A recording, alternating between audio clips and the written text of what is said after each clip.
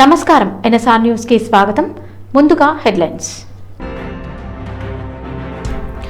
రైతు సంక్షేమమే ప్రభుత్వ ప్రాధాన్యత, ఉప ముఖ్యమంత్రి బట్టి విక్రమార్క. 6 గ్యారంటీల అమలుపై శాసనసభ శాసన మండలిలో బీఆర్ఎస్ ప్రైవేటు బిల్లు సిద్ధం.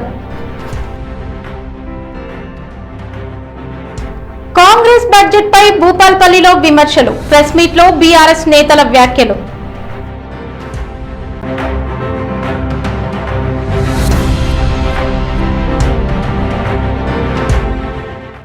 రాష్ట్రంలో రైతుల అభివృద్ధి మరియు వ్యవసాయ రంగాన్ని మరింత బలోపేతం చేయడం తమ ప్రభుత్వ ప్రధాన లక్ష్యమని రాష్ట్ర ఉప ముఖ్యమంత్రి మరియు ఆర్థిక శాఖ మంత్రి బట్టి విక్రమార్క తెలిపారు. బడ్జెట్ లో వ్యవసాయ రంగం మరియు రైతు సంక్షేమానికి ప్రాధాన్యత ఇస్తూ 23,179 కోట్ల నిధులను ప్రతిపాదించినట్లు వెల్లడించారు. రైతులకు పెట్టుబడి సహాయం అందించేందుకు ప్రభుత్వం అమలు చేస్తున్న రైతు భరోసా పథకం కింద ప్రతి సీజన్ కి ఎకరాకు 6,000 చొప్పున సంవత్సరానికి 2 పంటలు కలిపి 12,000 అందజేస్తున్నామని ఆయన పేర్కొన్నారు. అలాగే రైతులకు కనీస మద్దతు ధరతో పాటు అదనపు ప్రోత్సాహకంగా సన్నవడ్లకు క్వింటాల్కి 500 బోనస్ అందిస్తున్నట్లు తెలిపారు. దీని ద్వారా రైతులకు ఎకరాకు సంవత్సరానికి సుమారు 25,000 వరకు అదనపు ఆదాయం లభిస్తుందని ఆయన చెప్పారు. రాష్ట్రంలో వరి దిగుబడులు రికార్డు స్థాయిలో పెరిగినట్లు ఆయన పేర్కొన్నారు. అంతేకాకుండా ఫిలిప్పీన్స్ వంటి దేశాలకు 22,750 మెట్రిక్ టన్నుల బియ్యాన్ని ఎగుమతి చేయడం ద్వారా తెలంగాణ బియ్యానికి అంతర్జాతీయ స్థాయిలో గిరాకీ పెరిగిందని తెలిపారు. ఉద్యాన పంటల సాగును ప్రోత్సహించే దిశగా ఆయిల్ పామ్ సాగును మరో 68,000 ఎకరాలకు విస్తరిస్తున్నామని ఆయన వెల్లడించారు. అలాగే మైక్రో ఇరిగేషన్ పద్ధతులను 2,34,000 ఎకరాల్లో అమలు చేసి వ్యవసాయాన్ని ఆధునీకరించే చర్యలు చేపడుతున్నట్లు చెప్పారు. ప్రభుత్వం తీసుకుంటున్న చర్యల ఫలితంగా తెలంగాణ రాష్ట్రం వ్యవసాయ దిగుబడులలో దేశంలోనే అగ్రస్థానంలో నిలవడం గర్వకారణమని ఆయన పేర్కొన్నారు. రైతు రాజ్యాన్ని స్థాపించడమే తమ ప్రభుత్వ అంతిమ లక్ష్యమని బట్టి విక్రమార్క స్పష్టం చేశారు. దేశానికి అన్నం పెడుతున్న రైతు సంక్షేమమే ప్రథమ ప్రాధాన్యతగా మేము భావిస్తున్నాం. రైతులకు ప్రభుత్వం ఇస్తున్న ప్రోత్సాహంతో వ్యవసాయ దిగుబడుల్లో తెలంగాణ రాష్ట్రం దేశంలోనే మొదటి స్థానంలో నిలిచింది. రైతులకు పెట్టుబడి సహాయం కోసం రైతు భరోసా పథకం ద్వారా ప్రతి సీజన్ కు ఎకరాకి 6,000 చొప్పున 2 పంటలు కలిపి సంవత్సరానికి 12,000 రూపాయలు సహాయం అందిస్తున్నాం. రైతులకు మద్దతు ధరనివ్వటం కోసం వారికి ప్రోత్సాహకంగా సన్న వడ్లకు క్వింటాకు 500 రూపాయల చొప్పున అందజేస్తూ ప్రభుత్వం వారికి అండగా నిలుస్తుంది. 79,287 మంది రైతులు 2,90,466 ఎకరాల్లో ఆయిల్ పామ్ పంటను సాగు చేస్తున్నారు. ఈ పంటను మరో 68,000 ఎకరాల్లో విస్తరించేందుకు ప్రణాళిక రూపొందించాం. మైక్రో ఇరిగేషన్ పద్ధతులను 2,34,000 ఎకరాల్లో అమలు చేయాలని నిర్ణయించాం. ఈ బడ్జెట్లో వ్యవసాయం రైతు సంక్షేమానికి 23,179 కోట్ల రూపాయలు ప్రతిపాదిస్తున్నాం. 6 గ్యారంటీలకు చట్టబద్ధత కల్పించాలని కోరుతూ బీఆర్ఎస్ పార్టీ కీలక నిర్ణయం తీసుకుంది. ఈ అంశంపై ప్రైవేటు మెంబర్ బిల్లును రాష్ట్ర శాసనసభతో పాటు శాసన మండలిలో వచ్చే శుక్రవారం ప్రవేశపెట్టనున్నట్లు బీఆర్ఎస్ వర్కింగ్ ప్రెసిడెంట్ కేటీఆర్ ప్రకటించారు. ఆయన మాట్లాడుతూ ఎన్నికల సమయంలో కాంగ్రెస్ పార్టీ ప్రజలకు ఇచ్చిన 6 గ్యారంటీల హామీలను చట్టబద్ధం చేయాలని డిమాండ్ చేస్తూ ఈ బిల్లును తీసుకువస్తున్నట్లు తెలిపారు.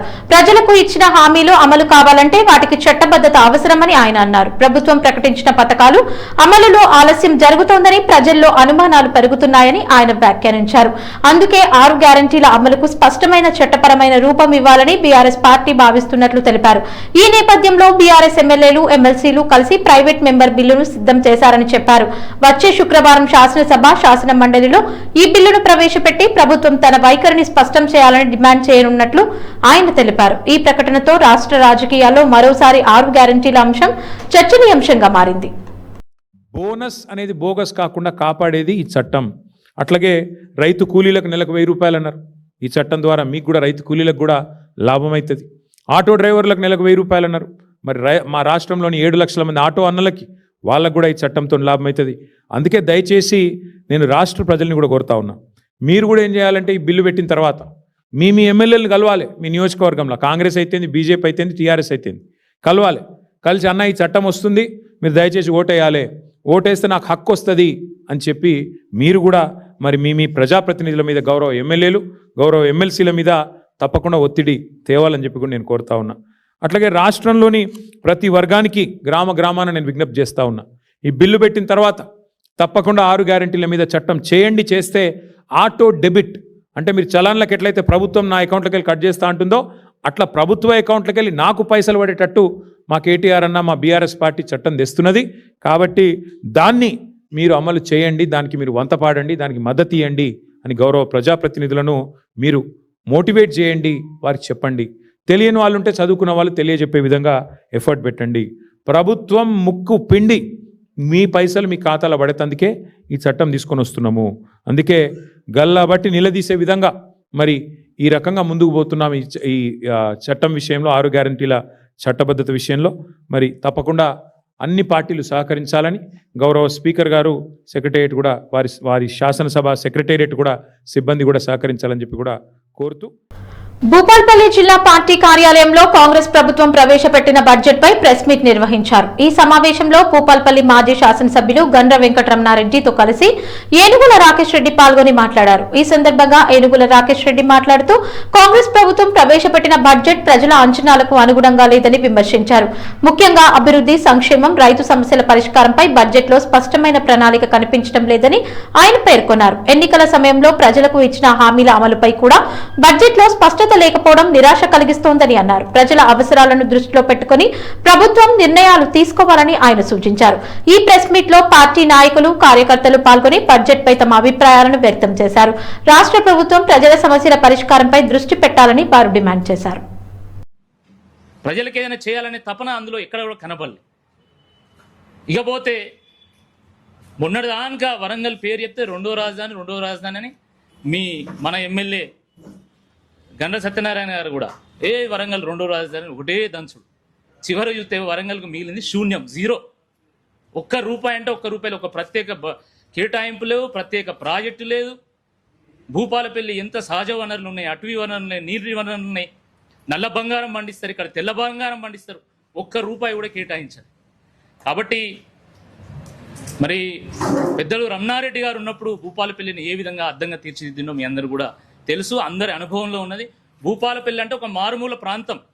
కానీ కేసీఆర్ గారి హయాంలో రమణారెడ్డి అన్న నేతృత్వంలో భూపాలపల్లి అద్దంలాగా మారిపోయింది. అద్భుతమైనటువంటి రోడ్లు, మంచి ప్రాజెక్టులు వచ్చినాయి, మెడికల్ కాలేజ్ వచ్చింది. దాన్ని స్ఫూర్తిగా తీసుకొనైనా కనీసం ఒక్కొక్క కొత్త ప్రాజెక్టు తీసుకొచ్చినా కూడా ఇక్కడ కనీసం కొన్ని వందల మందికి ఉపాధి కలిగేది. మరి ఆ అవకాశాన్ని కూడా లేకుండా చేసినటువంటి గండ్ర సత్యనారాయణ గారు తప్పకుండా రమణారెడ్డి అన్న ప్రెస్ మీట్ తర్వాత దానికి సమాధానం చెప్పాల్సిందే ఈ సందర్భంగా నేను కోరుతూ, అర్హులైన ప్రతి పేద కుటుంబానికి ప్రభుత్వం అండగా నిలుస్తుందని భూపాల్పల్లి శాసనసభ్యులు గండ్ర సత్యనారాయణ తెలిపారు. ఆదివారం మొగుళ్లపల్లి, టేకుమట్ల, చిట్యాల మండల కేంద్రాల్లోని రైతు వేదిక, ఎంఆర్సీ భవనం, ఎమ్మెల్యే క్యాంప్ ఆఫీసులలో ఏర్పాటు చేసిన కార్యక్రమంలో మొగుళ్లపల్లి మండలంలో 53 మంది లబ్ధిదారులకు 14,48,000 రూపాయల విలువ గల చెక్కులను, టేకుమట్ల మండలంలో 49 మంది లబ్ధిదారులకు 11,89,000 రూపాయల విలువ గల చెక్కులను, చిట్యాల మండలంలో 63 మంది లబ్ధిదారులకు 18,23,000 విలువ గల సీఎం రిలీఫ్ ఫండ్ చెక్కులను ఆయా మండలాల లబ్ధిదారులకు పంపిణీ చేశారు. ఈ సందర్భంగా ఎమ్మెల్యే మాట్లాడుతూ ఆపదలో ఉన్న పేదలకు సీఎం సహాయ నిధి ఒక వరం లాంటిదని, అత్యవసర సమయంలో ఆర్థిక సహాయం అందించడం ద్వారా ప్రభుత్వం ప్రజల పక్కనే నిలుస్తుందని అన్నారు. అర్హులైన ప్రతి ఒక్కరికి సీఎం రిలీఫ్ ఫండ్ అందేలా చర్యలు తీసుకుంటామని, ఎవ్వరూ నష్టపోకుండా చూడడం ప్రభుత్వ బాధ్యత అని పేర్కొన్నారు. ప్రజల సంక్షేమం కోసం రాష్ట్ర ప్రభుత్వం అనేక పథకాలను అమలు చేస్తుందని, భవిష్యత్తులో కూడా మరింత అభివృద్ధి కార్యక్రమాలు చేపట్టి ప్రజలకు సేవ చేయడం కొనసాగిస్తామని ఎమ్మెల్యే స్పష్టం చేశారు. ఈ కార్యక్రమంలో వెంట స్థానిక ప్రజాప్రతినిధులు, అధికారులు, ఆయా మండలాల కాంగ్రెస్ పార్టీ నాయకులు పాల్గొన్నారు. పేదవాళ్లకు ఆరోగ్యశ్రీలో కవర్ కాని వ్యక్తులు డబ్బులు పెట్టుకొని చికిత్స చేయించుకున్నటువంటి వ్యక్తులకు ఈరోజు సీఎం రిలీఫ్ చెక్కులను మనకు చిట్యాల మండలంలో 63 మందికి 18,23,000, అదేవిధంగా నియోజకవర్గంలో 434 మందికి 1,36,42,000 రూపాయలను ఈరోజు పంపిణీ చేయడం జరుగుతూ ఉంది.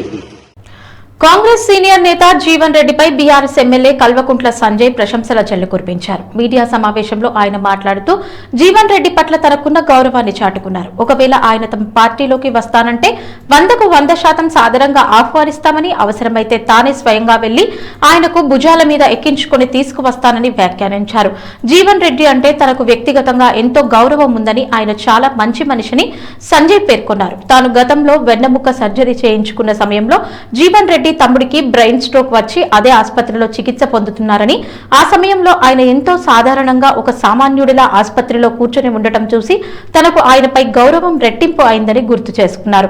నేటి కాలంలో గెలిచినా ఓడినా గన్మెన్లను కోరుకునే నాయకుల మధ్య ఏ పదవిలో ఉన్నా లేకపోయినా ఎంతో నిరాడంబరంగా ఉండే జీవన్ రెడ్డి లాంటి వారు రాజకీయాల్లో ఉండాలని ఆయన ఆకాంక్షించారు. జీవన్ రెడ్డి జీవితంలో అవినీతి అనే పదమే లేదని, అలాంటి వారు రాజకీయాల్లోకి ముఖ్యంగా తమ పార్టీలోకి రావడం ఆహ్వానించదగ్గ విషయమని సంజయ్ తెలిపారు. ఈ సమావేశంలో జీవన్ రెడ్డి వ్యక్తిత్వాన్ని కొనియాడుతూ సంజయ్ చేసిన వ్యాఖ్యలు ఇప్పుడు రాజకీయ వర్గాల్లో ఆసక్తికరంగా మారాయి. 100కు 100% వస్తే ఆహ్వానిస్తానంటే, నాకు ఒకసారి ఇలా పొమ్మంటే ఆయన దగ్గరికి నేను పోయి అలాంటి వాళ్ళని నేను భుజాన్ని తీసుకొని వస్తాను. నేను అంత మంచి మనిషి ఆయన అంతా గౌరవం, నాకు నిజం గౌరవం. ఎందుకంటే నేను సీరియస్ గౌరవం చెప్తాను, ఎమోషనల్ కూడా చెప్తాను ఆనెస్ట్గా. ఎందుకంటే నేను స్పైన్ సర్జన్ ఉన్న రోజు నాకు మంచి గుర్తుంది ఇప్పుడు కూడా. వాళ్ళ తమ్మునికి బ్రెయిన్ స్ట్రోక్ వచ్చింది. వారు వచ్చి ఆడ చైర్ వేసుకొని పక్కకు, నేను రోజు ఇలా నా ఓపీడీకి పోతుంటే హాస్పిటల్ ఎంట్రన్స్ నుంచి అటు పక్కకు చైర్లు ఉంటాయి మా అందరికి, ఒక్కడే వెనక కూర్చొని ఇట్లా కూర్చొని ఉంటుండే రోజు. మామూలుగా ఎమ్మెల్యేలు ఎట్లుంటారు, ఎమ్మెల్యేలు కాదు బట్టి ఈ పార్టీ ఇన్ఛార్జ్లే నాకు 4 గన్మెన్లు కావాలంటారు ఇవాళ రేపు. జీవితంలో ఒకసారి గెలవని వాళ్ళు కూడా అలాంటి వాళ్ళు నాకు గన్మెన్లు కావాలి, నాకు ఇది కావాలి, అట్లాంటి వాడు ఒక్కడు వచ్చి కూర్చుంటుండే పాపం. అంటే అట్లాంటి రెస్పెక్ట్ నాకు ఆయన అంటే. And absolutely non corrupt. అసలు ఆయన కరప్షన్ అనే పదవి ఉండదు ఆయన దగ్గర. అలాంటి వాడు రావాల్సిందే రాజకీయాల్లో. మా పార్టీలోకి వస్తే ఆనందంగా స్వాగతిస్తాను నేను. అసలు మా జీవన్ రెడ్డి సాబ్ అంటే మాకు అంత గౌరవం. మాకు రంజాన్ పర్వదినం సందర్భంగా తెలంగాణ తొలి ముఖ్యమంత్రి బీఆర్ఎస్ పార్టీ అధినేత కె చంద్రశేఖర్ రావుని ఆయన చిన్ననాటి స్నేహితుడు మార్కెట్ కమిటీ మాజీ చైర్మన్ మహమ్మద్ జహంగీర్ శనివారం మర్యాదపూర్వకంగా కలిశారు. ఈ సందర్భంగా ఎర్రవెల్లిలోని కేసీఆర్ నివాసానికి వెళ్లిన మహమ్మద్ జహంగీర్ రంజాన్ పండుగ శుభాకాంక్షలు తెలిపారు. ఇద్దరూ కొంతసేపు పరస్పరం ఆప్యాయంగా మాట్లాడుకుంటూ పండుగ సందర్భంగా శుభాకాంక్షలు పంచుకున్నారు. రంజాన్ పర్వదినం నేపథ్యంలో ముస్లిం సోదరులకు శాంతి సౌభ్రాతృత్వం నెలకొనాలని కేసీఆర్ ఆకాంక్షించారు. ఈ సందర్భంగా పాత జ్ఞాపకాలను గుర్తు చేసుకుంటూ ఇద్దరూ ఆనందంగా మాట్లాడుకున్నట్లు సమాచారం. స్థానిక నాయకులు అభిమానులు కూడా అక్కడికి చేరుకుని కేసీఆర్ కి రంజాన్ శుభాకాంక్షలు తెలిపారు. ఈ భేటీ స్థానికంగా చర్చనీయాంశంగా మారింది. మూసీ సుందరీకరణ పనుల నేపథ్యంలో ప్రారంభమైన ఆందోళనలు 3వ రోజుకు చేరుకున్నాయి. మధు పార్క్ అపార్ట్మెంట్ వాసులు చేపట్టిన రిలే నిరాహార దీక్ష కొనసాగుతుండగా స్థానికంగా పరిస్థితి ఉద్రిక్తంగా మారుతోంది. మూసీ రివర్ సుందరీకరణ పేరుతో తమ ఇళ్లను కూల్చివేస్తారనే ఆందోళనతో మధు పార్క్ అపార్ట్మెంట్ నివాసితులు ఈ నిరసన కార్యక్రమాన్ని చేపట్టారు. ఇప్పటికే 2 రోజులుగా కొనసాగుతున్న రిలే నిరాహార దీక్ష 3వ రోజుకు చేరుకుంది. ఈ నిరాహార దీక్షకు మద్దతుగా మూసీ జనాందోళన కమిటీ సభ్యులు పెద్ద సంఖ్యలో అక్కడికి చేరుకున్నారు. అలాగే సమీప ప్రాంతాలైన శ్రీరామ్ నగర్, గంధంగూడ, హైదర్ష్ కోట్ కాలనీ నివాసితులు కూడా సంఘీభావం తెలిపారు. నిరసనకారులు మాట్లాడుతూ సుందరీకరణ పేరుతో పేద మధ్యతరగతి కుటుంబాలను ఇళ్ల నుంచి బయటకు పంపించడం సరైంది కాదని అన్నారు. ప్రభుత్వం వెంటనే స్పందించి తమ సమస్యలను పరిష్కరించాలని, ప్రజలతో చర్చలు జరిపి న్యాయం చేయాలని డిమాండ్ చేశారు. ప్రస్తుతం అక్కడ పోలీస్ బందోబస్తు ఏర్పాటు చేయగా పరిస్థితిని అధికారులు పర్యవేక్షిస్తున్నారు. మూసీ సుందరీకరణ పనులపై ప్రభుత్వం ఎలాంటి నిర్ణయం తీసుకుంటుందో, నిరసనకారుల డిమాండ్లపై ఎలా స్పందిస్తుందో అన్నది ఆసక్తిగా మారింది. నువ్వు ఒకే ఇల్లు 2 బెడ్రూమ్ హౌస్ ఇస్తానని చెప్పి అది కూడా 9వ అంతస్తు 13వ అంతస్తులోకి పంపిస్తావు. మిగతా వాళ్ళందరూ ఏమవ్వాలి? వాళ్ళ పరిస్థితి ఏంటి అక్కడ? అది ఆ రోజు మేము మాట్లాడినటువంటిది. మొట్టమొదటిది ఇల్లు కూలగొట్టద్దు, తర్వాత మీరు సరైనటువంటి రిహాబిలిటేషన్ ప్లాన్ ఇవ్వాలి అని చెప్పాం. మీ ఇష్టం వచ్చినట్టు చేయటం కాదు. ఇప్పుడు కూడా అదే జరుగుతుంది. అంటే ప్రజలని ఎంత విడదీయడానికి ప్రభుత్వాలు ప్రయత్నం చేస్తాయి అని అంటే, మొన్న మహిళా దినోత్సవం రోజున ముఖ్యమంత్రి గారు మహిళా జర్నలిస్టుల సమావేశంలో మూసీ గురించి ప్రస్తావించారు. మొట్టమొదటిది అనవసరమైనటువంటి ప్రస్తావన. అక్కడ మహిళా జర్నలిస్టుల సమావేశంలో మాట్లాడవలసింది ఏంటంటే, అసలు మహిళల పరిస్థితి ఎట్లా ఉంది, తెలంగాణ ప్రభుత్వం మహిళల పాలసీ ఏం తీసుకుంటోంది అనేటటువంటిది. మీలాంటి వారి గురించి మాట్లాడాలని లేదు, కానీ మా కాన్సెప్ట్ మా తాతకు దూరం చెప్తున్నాను. ఎందుకంటే వాళ్ళకి ఎవరు ఉండరు, వాళ్ళకి లాయర్ దొరకరు, కోర్టులు వాళ్ళ సమస్యలు పట్టించుకోవు, పత్రికలు పెద్దగా రాయవు, శ్రీనివాస్ గారు క్షమించాలా. అందుకే కొంత వాళ్ళ సమస్యల్ని మేము ప్రభుత్వం ముందు అట్లాగే పత్రికల ముందు పెట్టే ప్రయత్నం చేస్తాం. మీరు చేస్తున్న ఆందోళన నాకు తెలుసు. నేను ఈ మూసి జన ఆందోళన సభ్యుడిగా ఉన్నాను, 1-2 సంవత్సరాలు అంటే నేను సజయ్ గారు, బిలాల్ గారు మా సభ్యుడు, చాలా కాలంగా మీరు ఆందోళన చేస్తున్నారు. కానీ మీకంటే ముందు అక్కడ ఒక ఆందోళన జరిగింది. గత అక్టోబర్లో అనుకుంటా 340 మంది పేదల ఇల్లు తీసేసినారు. చాలా పేదలు, వాళ్ళు 20 గజాలు, 22 గజాలు, 30 గజాలలో ఇల్లు కట్టుకున్నారు.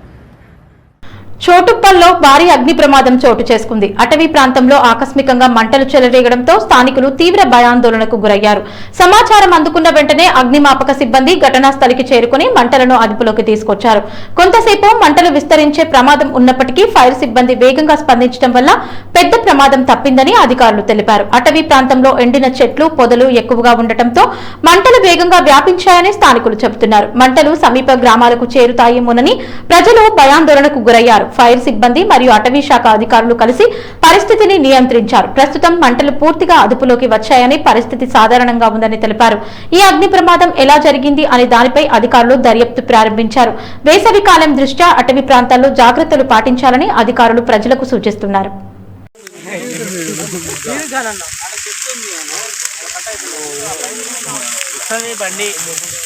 బండి వస్తుంది.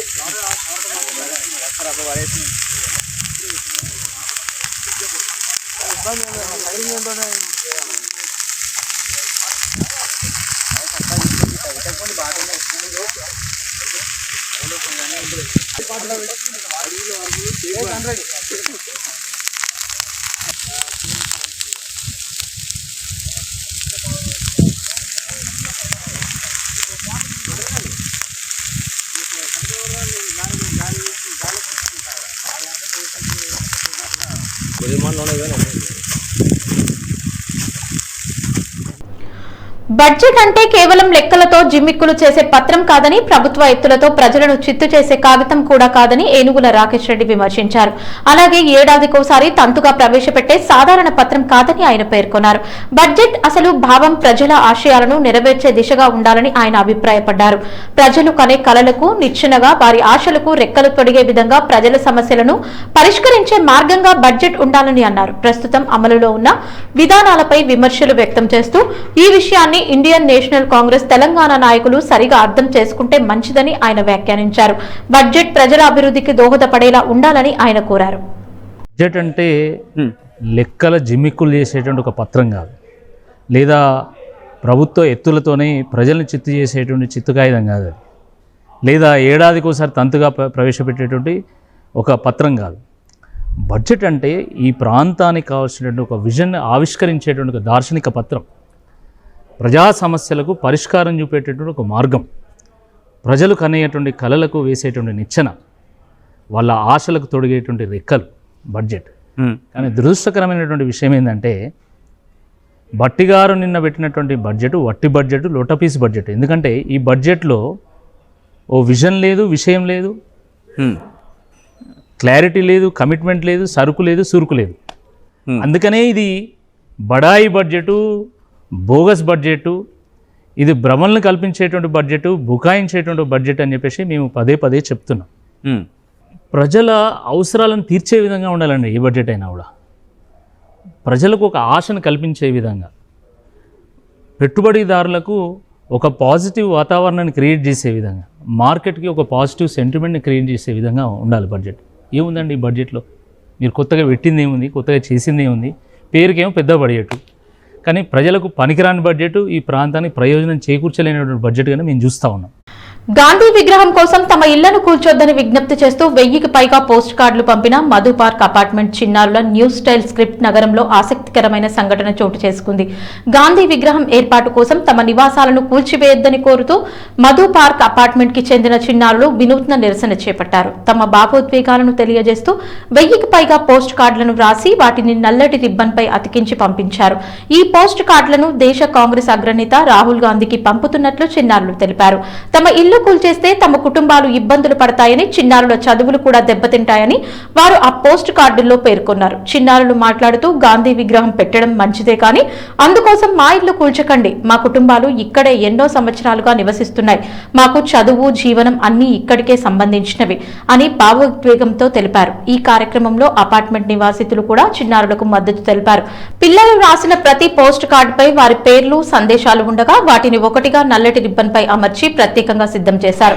ఈ వినూత్న నిరసన ప్రస్తుతం స్థానికంగా చర్చనీయాంశంగా మారింది. స్థానికులు చెబుతున్నదేమిటంటే గాంధీ విగ్రహం ఏర్పాటు విషయంలో అధికారులతో చర్చలు జరిపినా స్పష్టమైన హామీ రాలేదని అంటున్నారు. దీంతో తమ సమస్యను నేరుగా నాయకుల దృష్టికి తీసుకెళ్లాలని నిర్ణయించుకున్నట్లు తెలిపారు. ప్రస్తుతం ఈ పోస్ట్ కార్డుల ఉద్యమం సోషల్ మీడియాలో కూడా వైరల్ అవుతోంది. చిన్నారుల ఈ వినూత్న వినతిపై అధికారులు ప్రజాప్రతినిధులు ఎలా స్పందిస్తారో చూడాలి. రేవంత్ సర్కార్ తమది రైతు ప్రభుత్వమని చెప్పుకుంటూ గొప్పలు చెప్పుకుంటున్నప్పటికీ వాస్తవానికి రైతులను ఆదుకోవడంలో తీవ్ర నిర్లక్ష్యం చేస్తోందని రైతు ప్రజా సంఘాల సమాఖ్య జాతీయ అధ్యక్షుడు పోలడి రామారావు, ఉపాధ్యక్షుడు పెండాల రామారెడ్డి ఆరోపించారు. కరీంనగర్లోని ఓ హోటల్లో శనివారం రైతు ప్రజా సంఘాల రాష్ట్ర ఉమ్మడి జిల్లా నాయకులతో కలిసి నిర్వహించిన సమావేశంలో వారు మాట్లాడారు. ప్రభుత్వం ఇటీవల ప్రవేశపెట్టిన బడ్జెట్లో రైతులకు ఇచ్చిన అనేక హామీలను కనీసం ప్రస్తావించలేదని విమర్శించారు. ప్రత్యేకంగా కౌలు రైతులకు ఇచ్చిన హామీల గురించి బడ్జెట్లో ఎలాంటి ప్రస్తావన లేకపోవడం ఆందోళనకరమని అన్నారు. ఎన్నికల సమయంలో ప్రకటించిన 2 లక్షల రూపాయల పూర్తి స్థాయి రుణమాఫీకి అవసరమైన నిధులు కేటాయింపుపై కూడా స్పష్టత ఇవ్వలేదని విమర్శించారు. అలాగే అన్ని రకాల వరి ధాన్యానికి క్వింటాల్కి 500 బోనస్ ఇస్తామని హామీ ఇచ్చి ఇప్పుడు కేవలం సన్న రకాలకే పరిమితం చేయడం ద్వారా మిగతా రైతులను నిరాశపరిచారని మండిపడ్డారు. వ్యవసాయ రంగానికి తగిన స్థాయిలో నిధులు కేటాయించలేదని కూడా వారు ఆక్షేపించారు. గత 3 బడ్జెట్లలో రైతు భరోసా కింద కేటాయించిన నిధులను కూడా సక్రమంగా విడుదల చేయలేదని 3 సార్లు రైతులను నిరాశపరిచారని ఘాటుగా విమర్శించారు. గత ఏడాది నామమాత్రంగా ఏర్పాటు చేసిన రెడ్డి కార్పొరేషన్ కి కూడా బడ్జెట్లో నిధులు కేటాయించక ప్రభుత్వం వంచనకు గురిచేసిందని అన్నారు. ఇప్పటికీ పాలక మండలి ఏర్పాటు చేయలేదని కూడా ఆరోపించారు. తమ డిమాండ్ల సాధన కోసం ఏప్రిల్ 28న కరీంనగర్లో 1,00,000 మందితో రాష్ట్ర స్థాయి రైతు మహాగర్జన సమరబేరి సభ నిర్వహించనున్నట్లు పోలాడి రామారావు ప్రకటించారు. ఈ సభకు ఓసీ జేఏసీ ఉపాధ్యక్షుడు పెండాల రామరెడ్డి అధ్యక్షతన వహించనున్నట్లు తెలిపారు. ఈ సమావేశంలో ఉమ్మడి జిల్లా ఓసీ జేఏసీ అధ్యక్షుడు జన్నూతుల రాజిరెడ్డి, కరీంనగర్ జిల్లా అధ్యక్షుడు ఏనుగు చొక్కారెడ్డి, రాష్ట్ర కార్యదర్శి దడిగల వెంకటేశ్వరరావు, ప్రజా సంఘాల జేఏసీ చైర్మన్ ఐత నాగరాజు, నాయకులు పీచర మనోహర్ రావు, వెన్నమనేని విక్రమసింహారావు తదితరులు పాల్గొన్నారు. వరంగల్ నగరంలోని 35వ డివిజన్ పరిధిలోని 4 జెండాల ప్రాంతంలో ఆందోళనకర ఘటన చోటు చేసుకుంది. స్థానికంగా ఆడుకుంటున్న ఓ చిన్నారిపై ఆకస్మికంగా వీధి కుక్కలు దాడి చేయడంతో స్థానికులు ఒక్కసారిగా భయాందోళనకు గురయ్యారు. సమీపంలో ఉన్న ప్రజలు వెంటనే స్పందించి చిన్నారిని కాపాడినట్లు సమాచారం. అనంతరం గాయపడిన చిన్నారి సమీప ఆసుపత్రికి తరలించి చికిత్స అందిస్తున్నట్లు స్థానికులు తెలిపారు. ప్రస్తుతం చిన్నారి ఆరోగ్యం స్థిరంగా ఉన్నట్లు తెలుస్తోంది. ఈ ఘటనతో ఆ ప్రాంత ప్రజల్లో భయం నెలకొంది. గత కొంతకాలంగా వీధి కుక్కల సంఖ్య విపరీతంగా పెరిగిందని, తరచూ ప్రజలపై దాడులు జరుగుతున్నాయని స్థానికులు ఆవేదన వ్యక్తం చేస్తున్నారు. ముఖ్యంగా చిన్నారులు బయట ఆడుకోవడానికి కూడా భయపడే పరిస్థితి ఏర్పడిందని చెప్పారు. ఈ నేపథ్యంలో వెంటనే స్పందించి వీధి కుక్కల నియంత్రణకు చర్యలు తీసుకోవాలని గ్రేటర్ మున్సిపల్ అధికారులను స్థానికులు డిమాండ్ చేస్తున్నారు. కుక్కలను పట్టుకుని నగర పరిధి బయటకు తరలించడం, అలాగే శాశ్వత పరిష్కారం కోసం ప్రత్యేక చర్యలు చేపట్టాలని కోరుతున్నారు. వార్తలు ముగించే ముందు హెడ్లైన్స్ మరోసారి. రైతు సంక్షేమమే ప్రభుత్వ ప్రాధాన్యత, ఉప ముఖ్యమంత్రి బట్టి విక్రమార్క. 6 గ్యారంటీల అమలుపై శాసనసభ శాసన మండలిలో బీఆర్ఎస్ ప్రైవేటు బిల్లు సిద్ధం. కాంగ్రెస్ బడ్జెట్ పై భూపాల్పల్లిలో విమర్శలు, ప్రెస్ మీట్ లో బీఆర్ఎస్ నేతల వ్యాఖ్యలు. ఈ వార్తలు ఇంతటితో సమాప్తం. నమస్కారం.